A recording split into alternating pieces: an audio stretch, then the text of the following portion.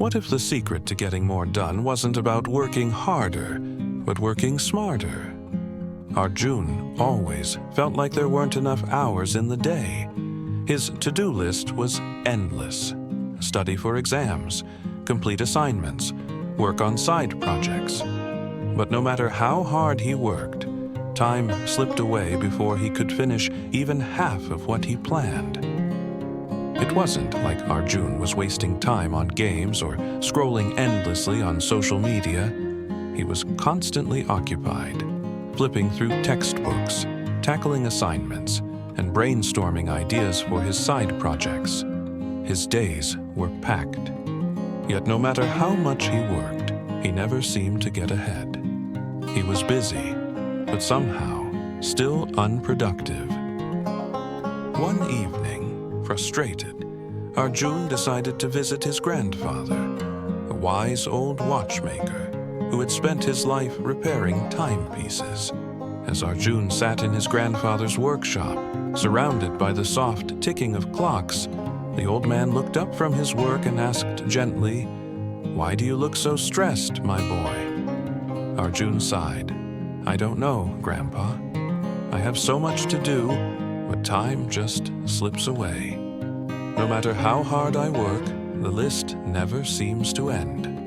I'm always busy, yet somehow I feel like I'm getting nowhere." His grandfather held up the watch. "Time never changes its pace, Arjun. This watch moves the same way every second, never faster, never slower," he said with a gentle smile. "And yet, some people accomplish more in a single day than others do in an entire week. Have you ever wondered why?" He set the watch down gently and leaned forward. "The secret isn't in time itself. It's in how you use it. Let me share a story with you. Once in a village, there were two woodcutters. Both were given the same task: cut as many trees as possible in one day. The first woodcutter, Hari, started swinging his axe right away. He chopped tree after tree, working as fast as he could. He didn't stop for rest or food, but soon his axe became blunt. The more he chopped, the harder it got. He had to swing harder and harder, but the trees weren't falling easily. The second woodcutter, Raj, took a different approach. Before swinging his axe, he spent an hour carefully sharpening its blade. Only then did he begin chopping. With each swing, his sharpened axe sliced through the trees effortlessly. He worked at a steady pace, pausing for short breaks to keep his strength up. Meanwhile, Hari kept hacking away, growing more exhausted by the hour. By sunset, he had barely made progress. But Raj? He had cut down twice as many trees without wearing himself out.